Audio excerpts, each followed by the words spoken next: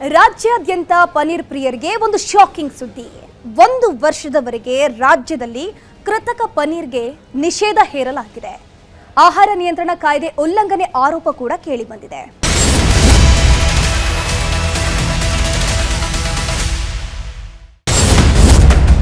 ಕೃತಕ ಪನ್ನೀರ್ 1 ವರ್ಷ ಬ್ಯಾನ್. ಕೃತಕ ಪನ್ನೀರ್ ಬ್ಯಾನ್ಗೆ ಏನು ಕಾರಣ? ನೋಡೋಕೆ ಪನ್ನೀರ್ ಥರಾನೆ, ಆದ್ರೆ ಪನ್ನೀರ್ ಅಲ್ಲ. ಮೇಲ್ನೋಟಕ್ಕೆ ಹಾಲಿನಿಂದ ಇದನ್ನ ಮಾಡಬಹುದು ಅಂತ ಅನ್ನಿಸಿದ್ರು ಇದನ್ನ ಮಾಡಿರೋದು ಹಾಲಿನಿಂದಲ್ಲ, ಕೆಮಿಕಲ್ಗಳಿಂದ. ಹೌದು, ಇದು ಕೆಮಿಕಲ್ಗಳಿಂದ ಮಾಡಿರೋ ಪನ್ನೀರ್. ಇದನ್ನ ಹೋಟೆಲ್ಗಳಲ್ಲಿ ಬಳಸ್ತಾರೆ, ರುಚಿಯಾದ ಅಡುಗೆ ಮಾಡ್ತಾರೆ. ಒರಿಜಿನಲ್ ಪನ್ನೀರ್ನಿಂದಲೇ ಅಡುಗೆ ಮಾಡಿರೋದು ಅಂತ ಹೋಟೆಲ್ಗೆ ಬರೋ ಗ್ರಾಹಕರನ್ನ ಯಾಮಾರಿಸ್ತಾರೆ. ಈಗ ಇದೇ ಪನ್ನೀರನ್ನ ಬ್ಯಾನ್ ಮಾಡಲಾಗಿದೆ. 1 ವರ್ಷ ಈ ಪನ್ನೀರನ್ನ ಬ್ಯಾನ್ ಮಾಡಿ ಆದೇಶ ಹೊರಡಿಸಿದೆ ರಾಜ್ಯ ಸರ್ಕಾರ. ಇಷ್ಟಕ್ಕೂ ಏನಿದು ಕೃತಕ ಪನ್ನೀರ್ ಅಂತೀರಾ? ಇಲ್ಲಿದೆ ನೋಡಿ. ಹಾಲಿನ ಬದಲಿಗೆ ಬೇರೆ ಪದಾರ್ಥ ಬಳಸಿ ಪನ್ನೀರ್ ತಯಾರಿ ಮಾಡಲಾಗುತ್ತೆ. ವೆಜಿಟೇಬಲ್ ಫ್ಯಾಟ್, ಪಾಮ್ ಆಯಿಲ್, ಹಾಲಿನ ಪುಡಿ, ಸ್ಟಾರ್ಚ್ ಮತ್ತು ಎಮೆಲ್ಸಿಫೈಯರ್ಗಳ ಬಳಕೆ ಮಾಡಲಾಗುತ್ತೆ. ಅಸಲಿ ಪನ್ನೀರ್ನಂತೆಯೇ ಕಾಣುವಂತೆ ವಿನ್ಯಾಸ ಇರಲಿದ್ದು, ಸಾಮಾನ್ಯ ಪನ್ನೀರ್ ಕೊಡುವ ರುಚಿಯನ್ನೂ ಕೃತಕ ಸೇರ್ಪಡೆ ಮಾಡಲಾಗುತ್ತದೆ. ಉತ್ಪಾದನಾ ವೆಚ್ಚ ಅತ್ಯಂತ ಕಡಿಮೆಯಾಗಿರುತ್ತದೆ. ಕೃತಕ ಪನ್ನೀರ್ ಉತ್ಪಾದನೆ, ಸಂಗ್ರಹಣೆ, ಮಾರಾಟ ನಿಷೇಧ. ಸಾರ್ವಜನಿಕ ಆರೋಗ್ಯದ ಹಿತದೃಷ್ಟಿಯಿಂದ ಪನ್ನೀರ್ ಬ್ಯಾನ್ ಮಾಡಲಾಗಿದೆ. ಕೃತಕ ಪನ್ನೀರ್ ಉತ್ಪಾದನೆ, ಆ ಕೃತಕ ಪನ್ನೀರ್ನಿಂದ ಇತರ ಉತ್ಪನ್ನಗಳ ಉತ್ಪಾದನೆ, ಸಂಗ್ರಹಣೆ, ವಿತರಣೆ ಹಾಗೂ ಮಾರಾಟಕ್ಕೆ 1 ವರ್ಷದ ಅವಧಿಗೆ ನಿಷೇಧ ಹೇರಿದೆ.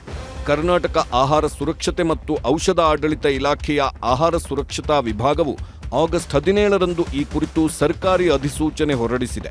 ಈ ಅಧಿಸೂಚನೆಯಲ್ಲಿ ನಾನ್ ಡೈರಿ ಪನ್ನೀರ್ನ ತಯಾರಿಕೆ, ಸಂಸ್ಕರಣೆ, ಪ್ಯಾಕಿಂಗ್, ಸಂಗ್ರಹಣೆ, ವಿತರಣೆ, ಸಾಗಣೆ, ಸಗಟು ಮತ್ತು ಚಿಲ್ಲರೆ ಮಾರಾಟ, ಮಾರಾಟಕ್ಕಾಗಿ ಪ್ರದರ್ಶನ ಹಾಗೂ ಪೂರೈಕೆಯನ್ನು 1 ವರ್ಷದ ಅವಧಿಗೆ ನಿಷೇಧಿಸಲಾಗಿದೆ ಅಂತ ಉಲ್ಲೇಖಿಸಲಾಗಿದೆ.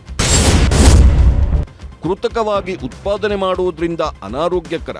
ಸಾಮಾನ್ಯವಾಗಿ ಒರಿಜಿನಲ್ ಪನ್ನೀರನ್ನ ಹಾಲಿನಲ್ಲಿ ಉತ್ಪಾದನೆ ಮಾಡಲಾಗುತ್ತದೆ. ಆದರೆ ಕೃತಕ ಪನ್ನೀರನ್ನ ಹಾಲಿನ ಕೊಬ್ಬು ಅಥವಾ ಹಾಲಿನ ಘನವಸ್ತುಗಳ ಬದಲಿಗೆ ಸಂಪೂರ್ಣವಾಗಿ ಅಥವಾ ಭಾಗಶಃ ಸಸ್ಯಜನ್ಯ ಎಣ್ಣೆ, ಸಸ್ಯಜನ್ಯ ಕೊಬ್ಬು, ಇತರ ಪದಾರ್ಥಗಳಿಂದ ಉತ್ಪಾದನೆ ಮಾಡುವುದರಿಂದ ಇದು ಅನಾರೋಗ್ಯಕರವೂ ಹೌದು. ಇಂತಹ ಉತ್ಪನ್ನಗಳನ್ನು ಪನ್ನೀರ್ ಎಂದು ಲೇಬಲ್ ಮಾಡುವುದು, ಮಾರುಕಟ್ಟೆ ಮಾಡುವುದು, ಮಾರಾಟ ಮಾಡುವುದು ಅಥವಾ ಗ್ರಾಹಕರಿಗೆ ಪನ್ನೀರ್ ಎಂದು ಪರಿಚಯಿಸುವಂತಿಲ್ಲ ಅಂತ ಹೇಳಲಾಗಿದೆ. ನೋಡಿ, ಕೃತಕ ಪನ್ನೀರು ತಯಾರಿಕೆ ನಮ್ಮ ರಾಜ್ಯದಲ್ಲಿ ಇಲ್ಲ, ಬಹಳ ಕಡಿಮೆ. ಎಲ್ಲಿ ಪನ್ನೀರ್ಗೆ ವೆಜಿಟೇರಿಯನ್ನಲ್ಲಿ ಜಾಸ್ತಿ ಡಿಮಾಂಡ್ ಇರ್ತದೆ, ಮಹಾರಾಷ್ಟ್ರ, ರಾಜಸ್ಥಾನ, ಗುಜರಾತ್, ಇಲ್ಲಿ ಅದು ವ್ಯಾಪಕವಾಗಿ ಇರುವಂಥದ್ದು. ನಮ್ಮಲ್ಲಿ ನಾವು ಭಾಳಷ್ಟು ರೇಟ್ ಮಾಡೋ ಸಂದರ್ಭದಲ್ಲಿ ಇದು ಏನು ಪನ್ನೀರ್ ಹೇಳ್ತೇವೆ, ನಮ್ಗೆ ಸಿಕ್ಕಿದ್ದು ಭಾಳ ಕಡಿಮೆ.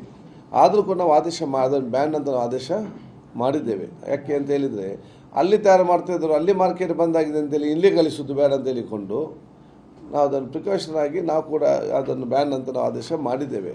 ಮತ್ತು ಕೃತಕ ಎಲ್ಲೋ ಬ್ಯಾನೆ, ಅದಕ್ಕೆ ಹೊಸತೊಂದು ಆದೇಶ ಬೇಡ. ಕೃತಕ ಪನ್ನೀರ್ ಇರಲಿ, ಕೃತಕ ಜ್ಯೂಸ್ ಇರಲಿ, ಯಾವುದು ಕೃತಕ ಬಂದಿದೆಯೋ ಅದೆಲ್ಲ ಕೂಡ ಆಟೋಮೆಟಿಕ್ ಬ್ಯಾಂಡ್ ಫಸ್ಟಿಗೆ. ಅದಕ್ಕೆ SD ನೋಟಿಸ್ ಬರಬೇಕಂತ ಇಲ್ಲ.